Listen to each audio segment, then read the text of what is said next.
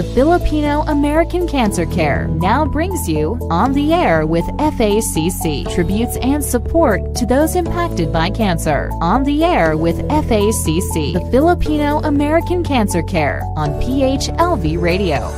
Good evening sa ating mga kababayan dito sa Amerika. Magandang gabi po sa inyong lahat dito sa Amerika. Magandang umaga, Pilipinas. Good morning, Philippines. Welcome to our radio show On the Air with FACC, Filipino American Cancer Care, dito po sa PHLV Radio in Las Vegas. My name is Josie Moralidad Zayman from the Filipino American Cancer Care. Of course, it's March 3, Friday, 2023. My goodness, time and days are, running so fast. But anyway, we would like to welcome sa ating radio show, syempre, ang ating co-host, walang iba, kundi si Emerich Richie Vicente. Hi, Emerich! Hello. Good evening, everyone. Magandang umaga po sa Pilipinas, and to everybody that's listening as well on Facebook, on YouTube, and also because we're live on those stations and Fire TV. Good evening, everyone, and great to see you, Ate Josie. Yes, what an event! What an event that we had. Yes, and a lot of people are asking me, New York. When are you going to have your we're next on ABS-CBN, show? ABS-CBN report. We're TFC, and we are in what was that? TV Patrol. Yes, and also we would like to thank yung mga media friends natin, like the Film.net in New York City, publisher and editor, Christina Pastor. We are going to have a print copy ng newspaper, and also we would like to thank Mariver Montebon of the Awesome Global yung kanyang digital na newspaper, and also sa ating mga supporters. Alam mo, Emerich, I would really like to thank everybody. If I could not mention your name, please, from the bottom of my heart, and also, on behalf of the Filipino American Cancer Care, thank you so much. And syempre, naipadala na natin yung ating mga financial assistance. We were able to send the $10,000 for 10 cancer patient beneficiaries. Unfortunately, one of them died, and then this 1-year-old beneficiary that we have, Emerich, I talked to the parents, and they were saying to me that, what, in the baby right now, she has a relapse. Nagkaroon siya ng relapse from leukemia. And the parents, they don't even have a job in the Philippines because they wanted to work, but then because of the situation, the condition, they have to sacrifice everything for the sake of their child. So they told me that if there's one person or anybody in America who is willing to help them, they would send their kids in America, even if that means they have to be away from that kid in order for their baby to be treated here in the United States because of leukemia. Wow. Yeah, it's so sad, right? It is very sad.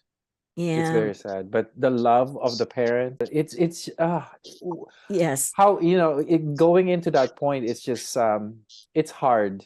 And I hope that they can find a way, and the child feel better. So, and also one of the parents, one of the fathers, I talked to him the other day.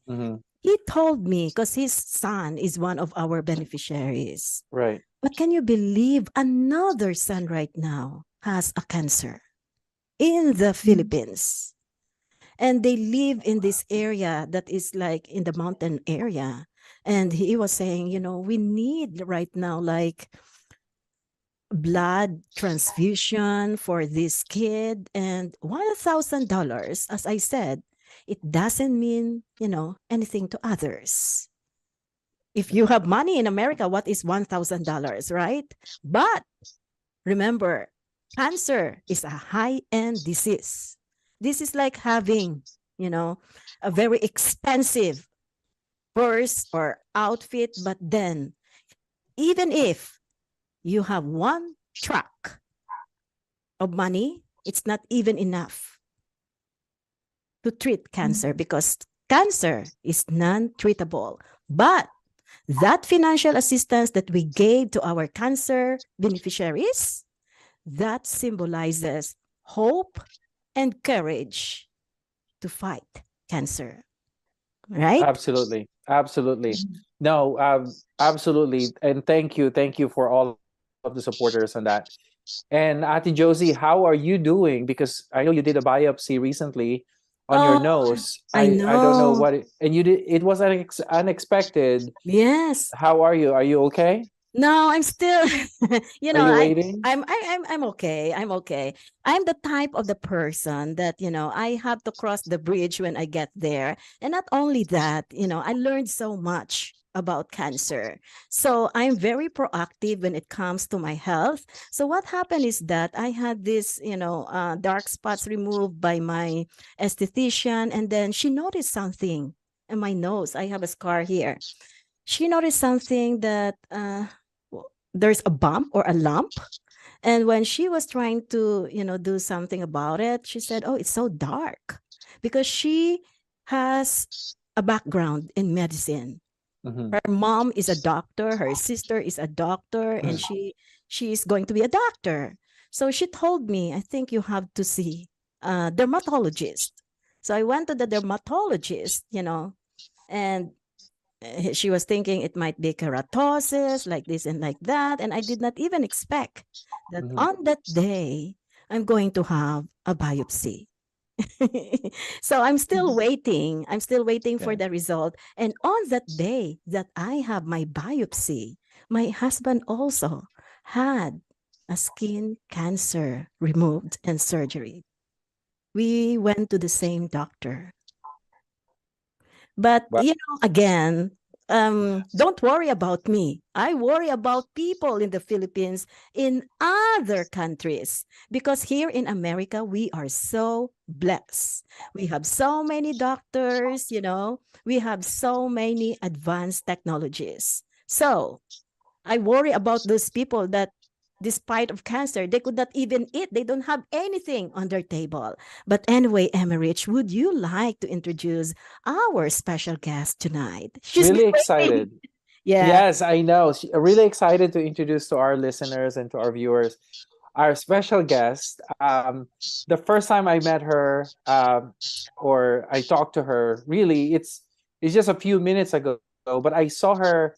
I think she was at the event, right? Yes. And I remember because she was with Jack. Yes. So and but she's a big supporter. I saw her at the event. She was mingling. She was talking to other people. I'm really excited to now meeting and having a conversation with Miss Paula Sykes from New Jersey. Yes. Is that right? And Yes. I'm really excited. And there's she's gonna talk to us about her journey, her own experience and journey about cancer, because she is a two-time survivor. And then unfortunately, her late husband succumbed with cancer, and we're gonna talk about him as well. Of course, because it's something that we need to discuss and to learn something from. And I think really appreciate the time and you're sharing this journey with us and with our listeners, because hopefully this will inspire or give some those nuggets to our listeners, and then they better take care of themselves. Yes. So welcome, Paula. Thank you. Thank you. Paula, where are I'm you happy. from in New Jersey? So I'm from South Jersey area. The city I live in is Absecon, New Jersey. It is right outside of Atlantic City. It borders on Atlantic City, actually. In that area, a lot of people know of Atlantic City, but not Absecon. I've lived here in Absecon all my life, grew up here, had a house when I first got married in Absecon, and now I have my second house here in Absecon. Is Absecon the name of the town? Is it from a Native American name, or what's the history Yes, of the it's name? like exactly. Yes, it's an Indian Native American. Oh, Yeah, wow. sure. Yeah, it's unusual, but yes. Okay. Some people refer to it as Absecon, but the locals call it Absecon. Absecon. Yeah. And by the way, on behalf again of the FACC, Paula and Jack, thank you so much for supporting us during the FACC Walk for a Cause in New York City last February Yes. 17th. It was a great event. It was such a great event. We, really enjoyed meeting the people, and everyone was so nice. The fashion show was fabulous. It was really, really great. And then to get into New York City and be able to explore through there a little bit too. Did you stay in the city that day? That night? Yes, we did. Okay. We stayed overnight, and we really enjoyed, walking around, and what a location too. Oh my goodness. Manhattan. Yeah, where the consulate office is, it's really nice. It's right on Fifth Avenue. Hello. Yeah. What else? Yeah. More important than that in the whole United States. Yeah. To be there. Fifth Avenue in New York City. Wow. And by the way, Paula, I don't know if you know this, the production company or group that helped us put together, and the director are all from Seattle, Washington. Oh, wow. Yes. Yeah. So they also did the New York Fashion Week, and they said, since they're already there, why not do they this? They waited for several days. Yep. Yeah. And you know what? They did this because of public service, because they believe in the fight against cancer, and they support the Filipino American Cancer Care. And Buboy Asuncion, the head of the FGI production, was telling me, like, because of the parking, sometimes you park your car and you're illegally parked, so he has to pay. He already spent like $500, and at the hotel in New York City, it's too expensive. Well, that is the truth. Yeah, parking is quite an ordeal in New York City, and you are paying money, but the event was fabulous, and it was worth everything. What is the best thing that you really like most about that event, being a two-time cancer survivor? What is the best thing that you like most about our fundraising, fashion show event? I mean, for that reason, and being a survivor, I know, it can be very expensive. I, luckily enough, had really excellent insurance. I work in the school system in New Jersey. Was in Egg Harbor Township school system for 36 years. I have insurance with them, and insurance for life, and it was really good insurance. And I, made out okay financially, because the insurance really picked everything up. But that's not usually how things happen. And, with my husband, he had really good insurance, and he also had my insurance. He was union sheet metal worker, local 27 in South Jersey. He had the insurance through them, carried him through. But once he was out of work, his insurance dropped, where mine did pick him up because he couldn't, with a brain tumor and everything he had going on. He was the president of his union, actually.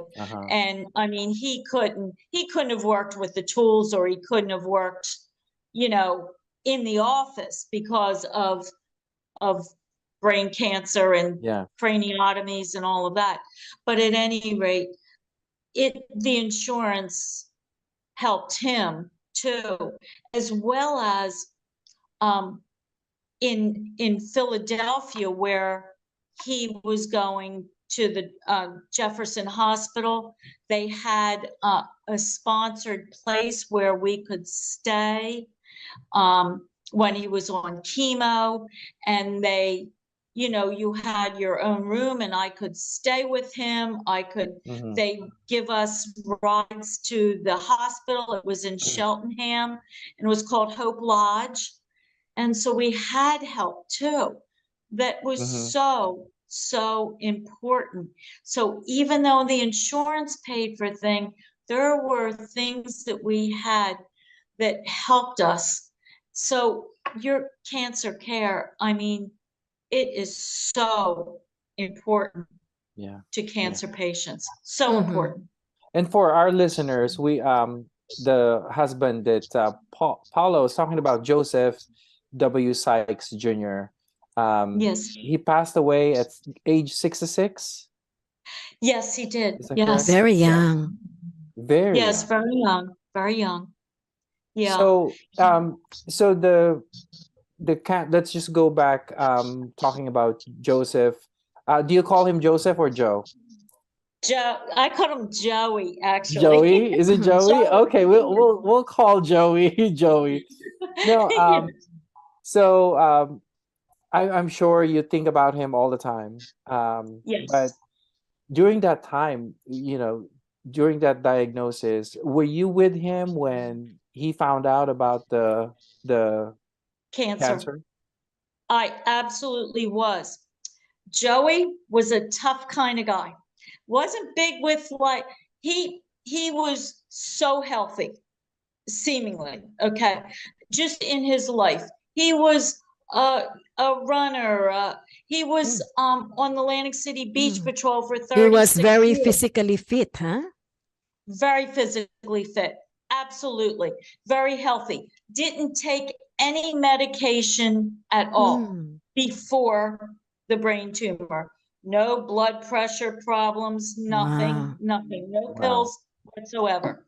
So he was just very, like within a month's worth of time, very forgetful. He went to the gym, he tripped and fell on the treadmill. So wasn't him, but forgetful, and his vision was going bad, and he was like, still, he didn't think he needed to go to the doctors. I guess you have a brain tumor, you're not really picking up all the signs, and he was tough and like, I'm good.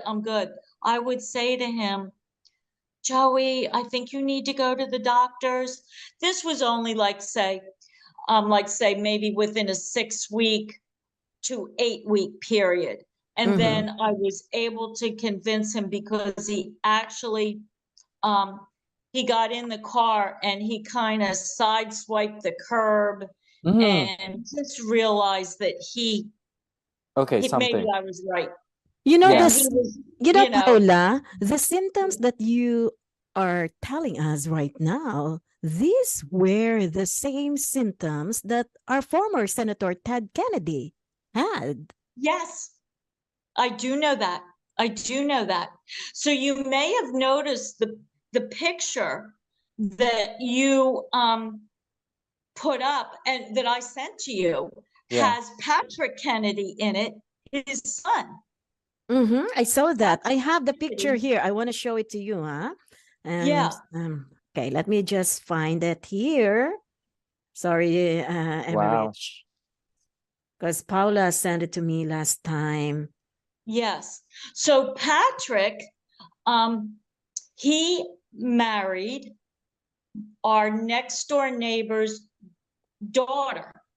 So that's how we knew him, because he actually lived in the house for a while they were, back and forth dating. He, and then when they were married, they first started living there.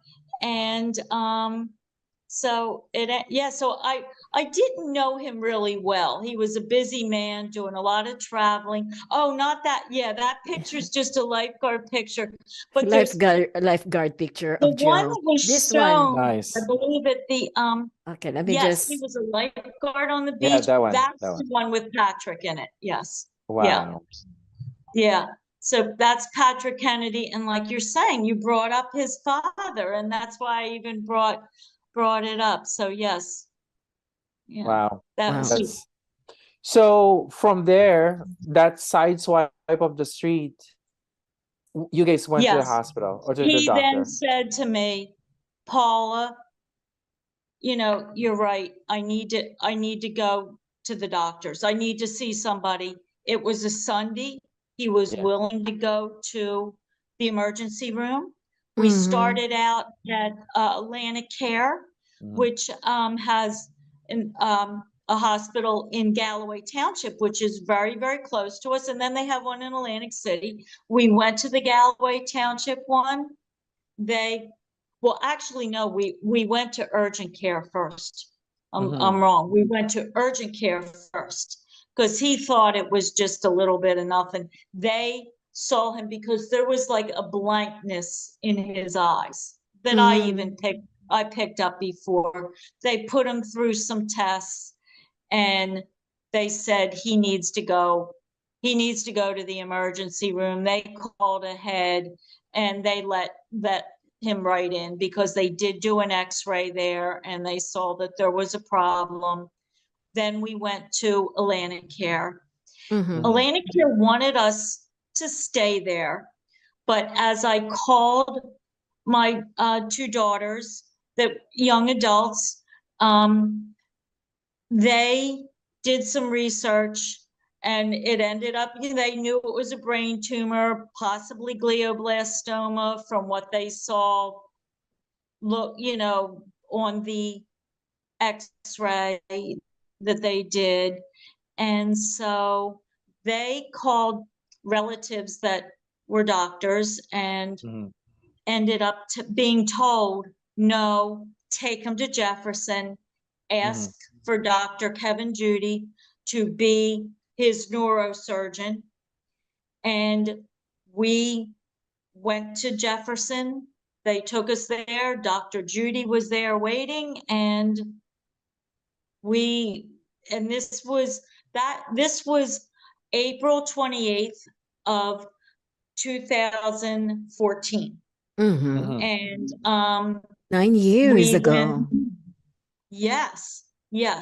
So we took him, there then to Jefferson, but I actually drove him. I was able to drove him to Jefferson, and the whole thing started. 2 days later, on the 30th, he had his craniotomy. They took out, I think it was a 7.1 centimeter tumor, right temporal lobe. Wow. And he was, okay. It took, certainly a while for him to recover in the hospital. He came around, definitely not the same. You don't have a craniotomy, have something like that taken out of your head, but he was able to walk around, get around, talk, this and that, but not, and he did get a little bit better, but never back to himself. Yeah. Never. Paula, how did you tell him about his cancer diagnosis? Yeah. So in other words, basically the doctors, told him about it. And I was there to back him up and to make him understand. And he understood, he understood what was going on, and he followed through. He wanted to live. He was a person who really didn't like too much going to the doctors, as you may have noticed from my, introduction of how he wouldn't go to the doctors. Right. I mean, he did go to the doctors. He had checkups every year and all of that. Well, kind of he's thing. stubborn. Men are always stubborn when it comes to seeing a Yes, doctor. there you go. And he was no different. Yeah. But he was stubborn, but he was healthy every time he went to the doctors. But with this, he wanted to live. He was like one of these strong people, work hard, do what you're supposed to do, and figured he would do everything the doctor said, take the treatments, do it all. He wanted to live for me, for him, for his family, 2 daughters. At the time, he also had, we had 2 grandkids, a granddaughter, who at the time, I guess she would have been maybe like 4, and then a grandson that was 5 months old. Oh my And goodness. so, so at any rate. Yeah, there's a lot of reason to keep fighting. Oh, absolutely. And he was a fighter. His friends would say to me, anybody who knew him would say, if anybody could beat this, it would be Joey. They were all about that. The lifeguard boys, he was like he ended up being area chief, but he was the one that trained all of the new lifeguards for, I don't know, probably about 20 years. He was the trainer of all of the lifeguards. They all had him. They all liked him. They all respected him because he was so knowledgeable. And still at 52, he was winning lifeguard races, rowing in the lifeguard boat, and that's doing pretty good. And he would do that during the summer and then work with the sheet metal union off the summer. But then he retired when they wanted him to be president of the So union. what was his reaction when the doctor told him that it was a brain tumor? His reaction was, okay, well, what are we going to do about this? What can you do for me? What's happening here so I can get better? That was him. No tears, no, woe is me. That wasn't him. And he continued to be that way until the end. He was 22 months, 22 months, but he sucked it up every bit of the way and worked and wanted and prayed to be healthy and get better. What did he tell you, during those times that he was fighting cancer? Yeah, I mean, he would like support me and say, and tell me, you're working so hard for me. I wouldn't be alive if it wasn't Was for he trying to you. comfort you at the time too? That would be him. Yeah, that would be him. But I mean, he really appreciated me, and he knew that I had all my whole being in.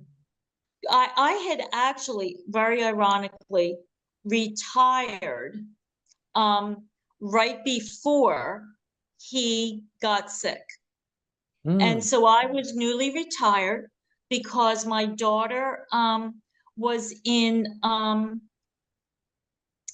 Falls. She lived in Falls Church, Virginia. And which I know, she lived in Falls Church, Virginia. So she was, took us time to go visit her and all of that. And she was pregnant and going to have a baby. And I wanted to be able to be there for her to have the baby. He wasn't sick at the time. Yeah. And so we were looking to be able to go down and see her, see the baby, be the best grandparents we could be. And so I retired, but it ended up being, retired, and I did that, Taking care of him. visited her, but then when he got sick, it was about taking care of her, taking care of him. Yeah. And my daughter, she came to every doctor's appointment with us. Wow. Took notes, did research. I have spreadsheets from her for the 22 months that of the visits to each and every doctor, and full spreadsheets of everything that was done and said, so that she was working so hard to make sure that everything that was being done, she'd come to the doctor's appointment, ask questions, just so on top of everything that we were all, and I mean, he knew all of that. We all, Wow. the three of us surrounded him and did everything we could to make sure he would survive. I mean, best doctors, if anybody looks up, Dr. Judy actually has people, while we were there, coming from China, flying in from Italy, or people that had money actually flew him to those countries, and he'd go there and do the surgery or whatever they needed. So I mean, he was considered the best. Yeah, so it sounds we like. had the best, but glioblastoma, Yeah, is rough. that's Is right. rough, and it's not one that people usually survive from. Is glioblastoma always fatal? Is it always what? Fatal. Fatal. Yes. It's always fatal. Yeah, I mean, Joey was in a couple of studies too, research trials. One was called the DC vaccine, and it, as you know, he passed away. It didn't work. For some people, it has had them live like 8 to 10 years. I mean, 22 months is even a long time with glioblastoma. There are people that have, I've known, passed away in a month, 2 months, 3 months of diagnosis.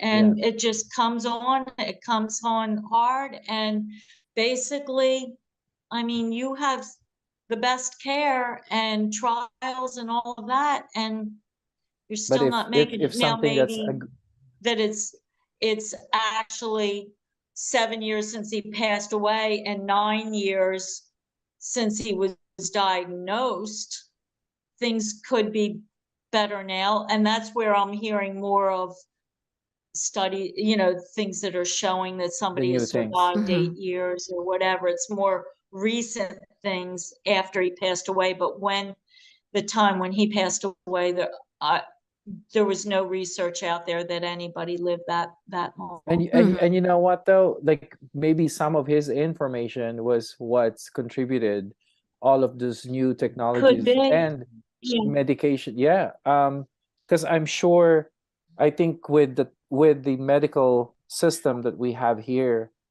they feed in the information from different places and absolutely, and yes, crisscross those things. So wow, it's what a journey. And but having the 2 daughters, the 2 grandkids, and yourself, so supportive. Any pets? No pets. We didn't. We were both out of the house working all of our lives together. Yeah. 2 kids.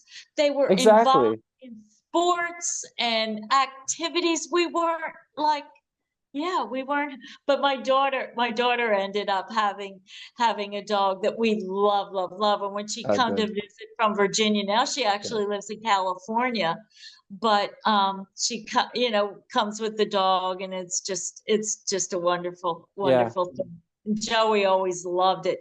He had animals growing up too, Yeah. so Well, I yeah. know you shared to us, and we're gonna ask you. I know this is kind of unplanned, that we're gonna be talking to you about your own journey, Okay, sure. being a two times survivor of cancer, and having that experience on being caregiver for someone who gone through it. So when is your diagnosis happen, and what was your diagnosis? Okay, so in 1999, I was having some cramping due to like women's issues, fibroid tumors. So they did on my abdomen area an ultrasound, and actually the ultrasound technician kept on going, moving away from that and circling, from the Yeah. actual uterus and circling something. So I said to him, I noticed that I said, look, circling things that aren't in the uterus. Are you seeing anything? And the technicians aren't really supposed to tell. He said, I do have some concerns. I'm going to let the doctor read the report, and then Technicians are not allowed to give their opinions. yeah. So at any rate, it ended up being bladder cancer. So there was a tumor on my bladder. I had the surgery. It was actually I didn't actually have it was done internally. So they put a scope up there, and then they burned Oh, it off. you had a And I was put to cystoscopy. sleep and all of that, Yeah. and so it burned off. They cut it. Oh, and they were able to cut it out too. And so they cut it out. It did not invade the wall of the bladder. So that was a really, really good sign. I have had cystoscopies for the last 23 years and no return. Oh my gosh. So Wow. bladder is, it was just, the I tumor was you just cut out. My bladder is And you fine. know, Paula, talking Yeah. about cystoscopy, of all the medical procedures, Yes. that's Yes. one of the most difficult. Yes. You know, oh my gosh. I had that Yes. several times because of my condition too. I have Yeah. this, hematuria, chronic hematuria. So Yeah. I experienced that cystoscopy, and I feel like, oh my gosh, I developed a UTI Yeah. because of that procedure. And I know in your case, it was not easy. No. Yeah. So I have those cystoscopies on, a regular basis. At first, it was every 4 months, like for like 3 years, and then for the next 5 years, it was, well, actually, it was 4 times a year. Then it was 3 times a year. Now, actually, and then it was 1 time a year for a good 10 years, and now it's once every 2 years. But only as of recently, it's once every 2 years that I have it done. But I've been 24 Wow. years, 24 years, Wow. cancer So free. what did you feel? What are your symptoms? You're listening to your body, which is great. And you Yeah. said earlier that there's pain there in your abdominal, so you went to the doctor. Is what else are the other symptoms that you felt? So those symptoms were from the fibroid tumors, not the bladder. Wow. It was early enough that I didn't have bladder cancer, any signs of it. So So it none of was it. it was from the fibroid tumors had me bleeding and cramping in, bleeding vaginally, Wow. not bleeding urine, not bleeding blood in my urine. So I was particularly lucky with those thyroid tumors, to tell you the truth, because I never would have find out about the bladder. At that point, I wouldn't have found out at that early time. I would have, I guess, certainly found out later.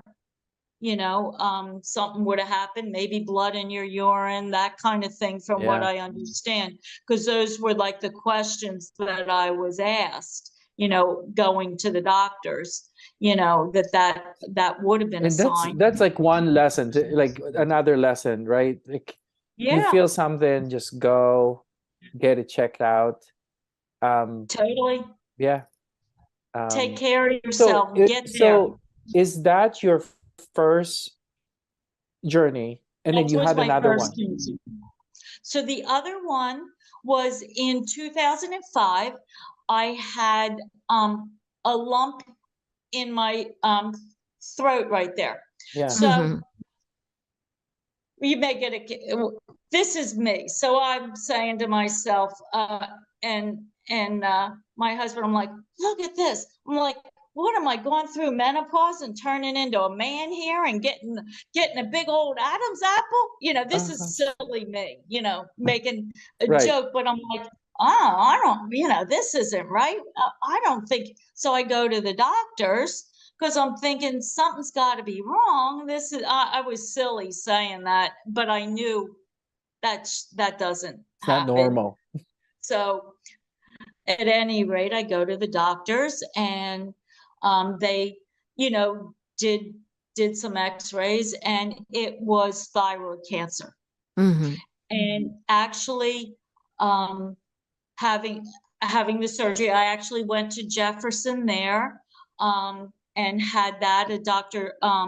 Jeffrey Miller was my surgeon and my doctor, and he's a thyroid specialist there, and ended up having the surgery. Or no, I am wrong about that. Dr. Jeffrey Miller was the endocrinologist.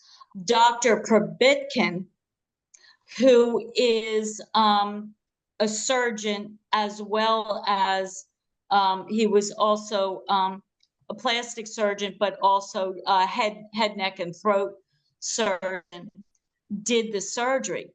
And I actually don't have any kind of scarring on my neck. I don't know how visible, but a lot of people with thyroid surgery, and I had my whole thyroid taken out, and it was considered to be stage 4. Oh my when I took it out, and oh my goodness! Taking out 10 lymph nodes too. So I had 5 lymph nodes on either side of the thyroid taken out as well. But Paula, you look great. Thank you. Look great, huh? Yeah. It was all good. So I had that taken out, and then I had this radioactive iodine as a treatment that would kill the thyroid tissue in your body. So I don't have any thyroid tissue, so I take Synthroid, and it works. I'm good. I'm healthy, full of energy, and happy. And you're a survivor. Yes, you are a survivor. Yeah. Paula, do you remember a specific moment when you were hit by this realization that you have, stage 4 thyroid cancer? Well, by the time I knew stage 4, I already had the surgery. I knew it was out. I am like one of these positive thinkers, okay? I always think positive, and I was given good information. It's out. It's gone. We're doing the radioactive iodine. We can get rid of this. I read research. Thyroid cancer, one of the most treatable form of cancers. Yes. You're so right. So I made myself knowledgeable of all of that. And it was the doctors, they don't lie to you. They tell you straightforward. I knew what I had, but they told me every detail, the stage 4, the this, that, and the other. But I knew it was treatable, and I knew that they did the job. And, you know, I'm good. You know, 2005 and it's 2023. No return, you know, everything's good, and I am knocking on this wood table. Oh my goodness. And you know what? You know that little thing, knock on wood. Yeah. And Paula, we would like to take this opportunity right now, because you are a two-time survivor, and not only that, being a caregiver for someone who had cancer or who has cancer is not an easy job.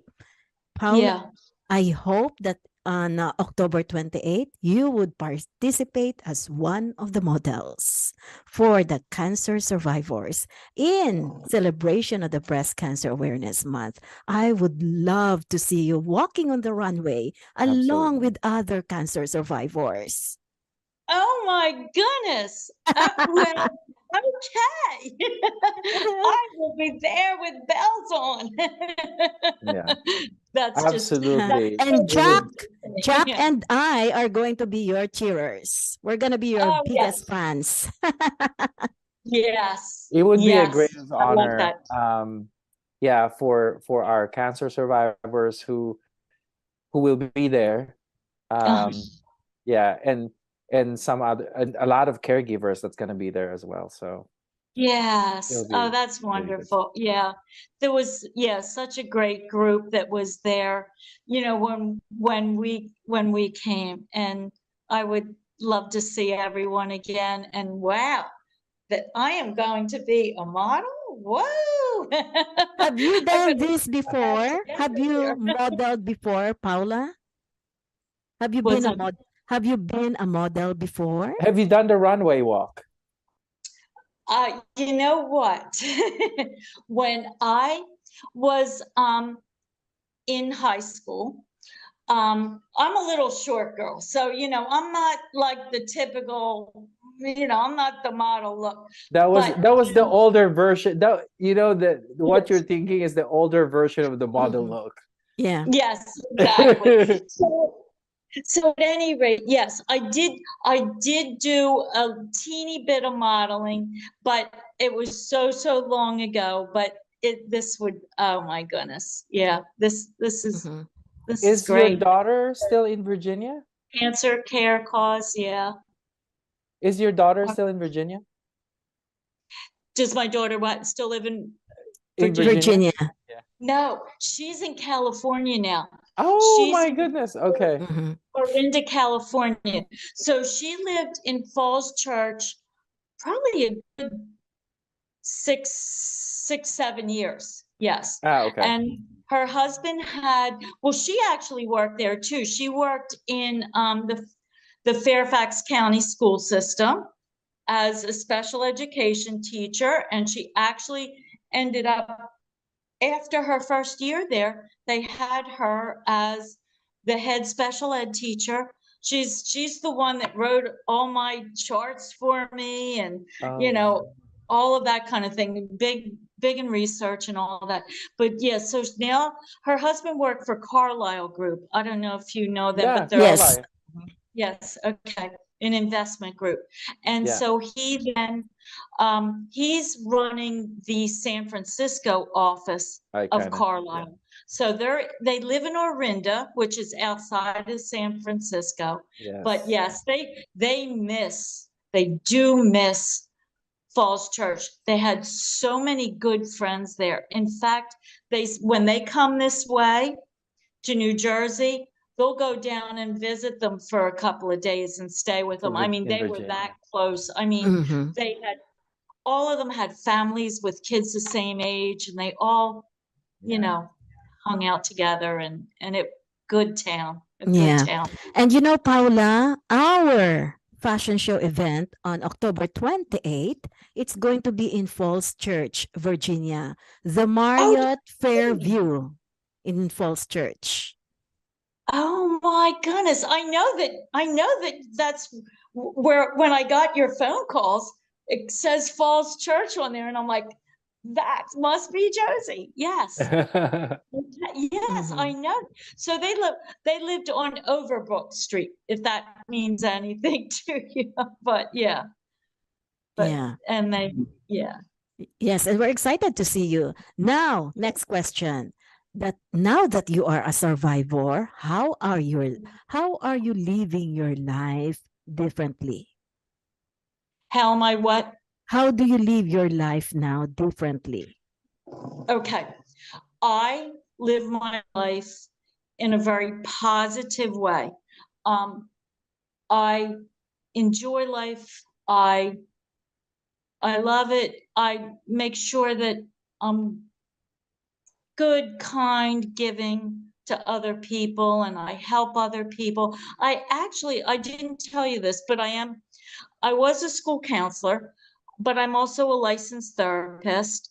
And I don't have a business per se. I do have people that I counsel on, an occasional basis here and there. So right now, it is so hard to find counselors because of just everything that's going on. And it's not covered by insurance, some of these counseling sessions. So I do counsel the people that I see and counsel. I do counsel for free. They'll come to my house. They're people I usually know or friends of somebody I know that recommends me. So I don't, bringing people in your house that you don't know is not the smartest thing for me, like being a woman living alone and all of that kind of thing. And you don't know if some stranger calls up, whatever. You should have some. So in other words, it's people I do know that I do counsel for free. So I look to help other people as well. And as I said, I'm not charging them and try and help and just just live life in a kind, good, loving manner. And that's what I'm thinking. Yes. Yeah. Am I rich? I do not have any additional question to you, Paula, but I just wanted to thank you for sharing your story and Joey's story. Thank you. And I've learned a lot of things from your story because I work out every day. I'm one of those watching what I eat. You're one of those. Yes. My partner watches every, like, okay, what are we eating? What's this? Oh, those kind of things. And doctor's appointment. I need to be more diligent on my doctor's appointments. Well, think about this, that cancer. Yeah. Paula, can you hear me? Yes. No, I do. Yeah. When some people, they're very healthy, they're very athletic, but they still get that cancer, just like in the case of your husband. And again, the causes of cancer is unknown. We don't know because there are so many people that are very healthy and they get cancer. Exactly. There are so many people that are, smoking, doing all these drugs, don't get cancer. And I don't understand that. And at this point in time, a lot of people are being diagnosed with cancer. Yes, there is a lot. Absolutely. Absolutely. I don't know environmental. We tried to figure out, okay, how did this happen to him because he's so healthy? We thought of, oh, well, he did work at power plants, nuclear power plants as part of his job. But the doctors even said that's not necessarily, he can't pinpoint that that's what it was, No But family history. Worked at it with them that didn't get it, No family history. He had no family history of cancer. No family history of cancer. No, he did not. Yeah. So it's hard to say. I can't say where or how he could have gotten it because as far as eating well too, no habits, no, definitely didn't smoke, you know. Yes, he did drink a beer or two at times, but not more than, you know, or out to dinner or something like not that. a drunk. Yeah. Mhm. Yeah. But Emerich, it doesn't mean that we have to be paranoid because of cancer. Exactly. Yeah. Right. We Exactly. have to, you know, live life to the fullest. Yes. Absolutely. Because anybody can die right now, not because of cancer. Just being So outside true. your house, right? That's why for me, I enjoy my life. As you should. Yeah. Yes, as you should. As you should. Think positive, enjoy life, take care of yourself, go to the doctors if you have an issue. Yeah. The faster you know, sooner you get there, the less, you know, if it ends up being a problem, the easier it's taken care of. And I am an example of that because I don't run to the doctor like, you know, for every minute thing, but if something's going on, you know, I'm gonna look into it.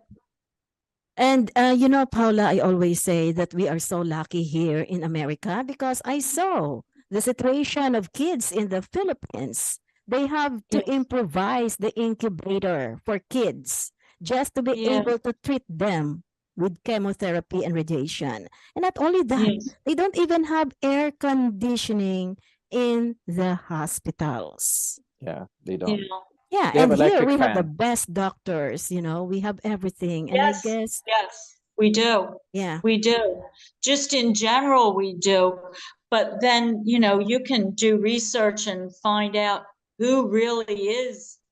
You know, if you have something as serious as Joey had, you know, you need someone who is really experienced with that. And I mean, okay, it didn't, you know, he lived longer than the average person at the time with it, but it just wasn't meant to be. But everything was done that could be done. Yeah, and absolutely. I feel confident of that through my daughter's research, through our research, through our diligence to make everything happen that needed to happen to help him to live. Yes. But sometimes, you know, you do your best, and then, you know, I feel because I feel that I did my best in everything I could do with him, I can rest easy knowing that I did, you know, and, you know, loving him, prayers to him, and all of that. But it just doesn't work, and sometimes it doesn't work, and you got to move on. You know, I have 2 daughters, I have 3 grandkids and another one on the way. I need to be You gotta happy be, and and you have to be ready to go. yeah, exactly. I don't want them to be worried and upset about me not being well. Yeah. I'm physically well and I'm emotionally happy and living my life to the fullest as best I can. Thank you so much, Paula, for sharing your cancer journey with us here on our radio show On the Air with FACC. Thank you so much to all our listeners, followers dito po sa PHLV Radio. Thank you, Emerich. Thank you so much. Have a good one. The Filipino American Cancer Care has just brought you On the Air with FACC, tributes and support to those impacted by cancer. On the Air with FACC, the Filipino American Cancer Care on PHLV Radio.